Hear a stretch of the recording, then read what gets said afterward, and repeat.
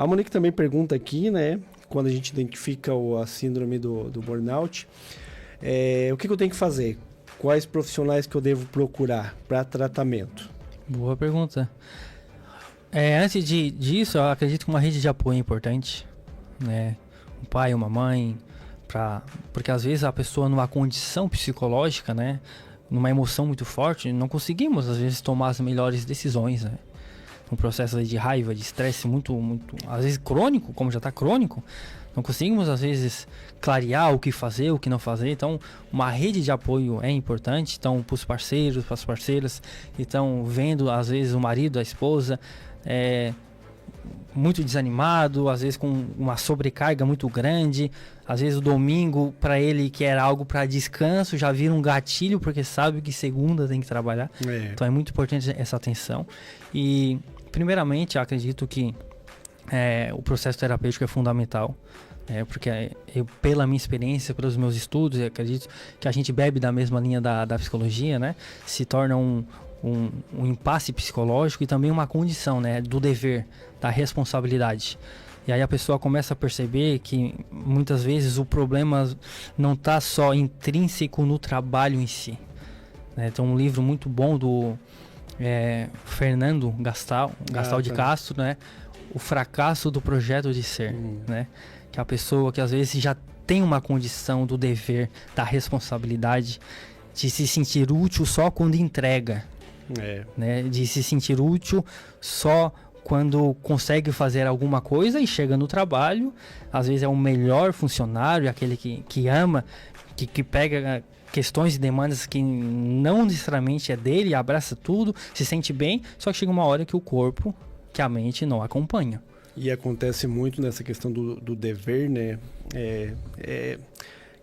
A pessoa se aposenta. Então a pessoa se aposentou, automaticamente vai descansar agora. Só que a questão de ser, né, de dever, faz com que a pessoa tenha um perfil já. Então há muitas pessoas hoje que eu tive um caso no consultório que foi muito engraçado, que a pessoa se aposentou e disse: Giovanni, agora o que eu vou fazer da vida? Agora eu virei um inútil.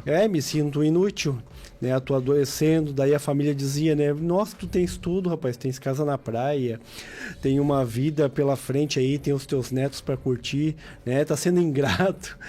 E só que como ele foi constituído ao longo do tempo de ser aquele que faz as coisas, que organiza, que tem uma função, que resolve o problema, ele perdeu isso.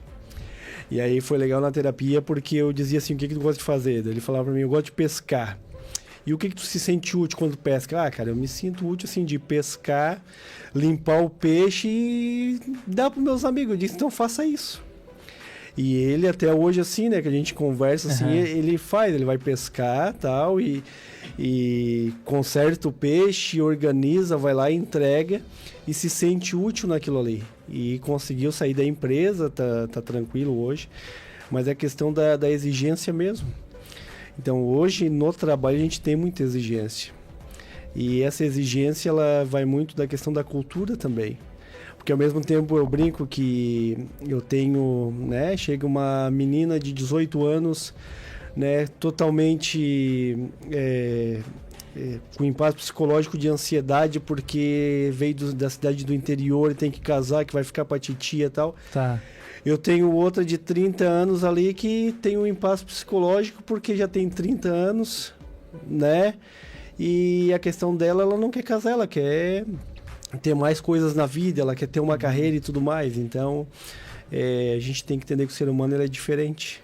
E pegando o gancho, só para complementar o que tu está me falando, é interessante quando a gente vai ler a biografia da pessoa através das intervenções, daquela questão existencial. Muitas vezes às vezes é uma pressão que a pessoa se colocou, o sentido da vida dela é o dever, é a responsabilidade. Às vezes eu me senti um fracassado porque eu não consigo fazer aquilo que não está no meu alcance e eu tenho dificuldade de entender isso. Às vezes é o colega na escola que quer fazer o trabalho sozinho, né? E daí com isso começa a ter mais amigos porque vão na onda, né? Não, e acontece muito isso na questão de trabalho, é aquela pessoa que tem dificuldade de delegar. Então ela quer controlar tudo. Ela quer organizar, ela não consegue delegar, ela não consegue dizer: ô Luiz, Agora é contigo aqui. Ela tem que estar... Então isso vai trazendo adoecimento também. Por isso que é vários viés no adoecimento. A questão não é só sintoma. Tem estresse, tem angústia, tem coração acelerado. Não, tem uma vida ali, uma pessoa que se lança no trabalho e quando as coisas não dão certo, ela acaba tendo um corte no projeto de ser ali, pode migrar até para uma depressão e tudo mais. Então dá pra gente problematizar, primeiro como a gente falou no começo, como um problema social, uma sociedade que produz, até indico a leitura, né, A Sociedade do Cansaço, um livro bem pequenininho do Byung Chul Han, e também como um projeto de ser, né, como uma pessoa se lançando no trabalho na exigência, antes do trabalho existir para ela. Sim. O trabalho que eu falo é o CLT, o PJ, enfim. Então a pessoa desde a adolescência, desde a sua criação, ela foi se lançando na responsabilidade, ela foi se lançando numa dinâmica às vezes, de ansiedade, de estresse. Chega no trabalho, o que acontece? Às vezes chega na terapia, pedir demissão. Agora parece que o problema foi resolvido. Se isso é um projeto da pessoa muito antes, o que vai acontecer? Ela vai ter burnout em outro trabalho. E é importantíssimo tu colocar isso, porque às vezes o pessoal vilaniza a empresa. Como a vilã. Mas a gente já tentou de tudo aqui, Giovanni, a pessoa que não quer. De fato, a pessoa não consegue se perceber, a pessoa tem um problema e é com ela. E isso acontece não só no trabalho, acontece nos relacionamentos amorosos também. A pessoa é um contexto, né? Então às vezes a pessoa diz assim, não, mas não deu certo no meu relacionamento amoroso aqui. Tá, mas tu tens que olhar o teu projeto de vida, de projeto de ser mesmo, do que tu deseja, porque hoje é com o João, amanhã vai ser com o José, entendeu? Então se não mudar, é igual ao burnout, né? Não adianta tu sair da empresa se o que tu tem de idealização de trabalho, ele está sendo controverso naquele momento. Sim, sim. Né? Então procurar ajuda, a rede de apoio é fundamental. Eu acho legal também essa questão, porque às vezes o pessoal vê que o familiar está adoecendo e ele vai meio que ajudando assim, mas ele diz o seguinte, não, mas cara, tu tá reclamando do teu trabalho é uma maravilha. A pessoa só se culpa e se sente pior ainda. O teu trabalho, nossa, eu queria estar no teu trabalho. Só que não vive a experiência daquela pessoa. É igual o luto. Uma coisa é a gente ir no luto de alguém e dizer, olha, vai dar tudo certo.